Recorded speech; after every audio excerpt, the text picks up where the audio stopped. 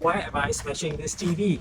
I thought indoor TVs can't be mounted outdoors. Watch this video till the end to see how you can mount an indoor TV outdoors to turn an indoor TV to an outdoor TV.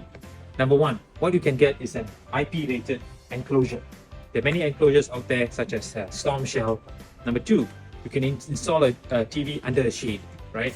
Just make sure that there is no water exposure to it.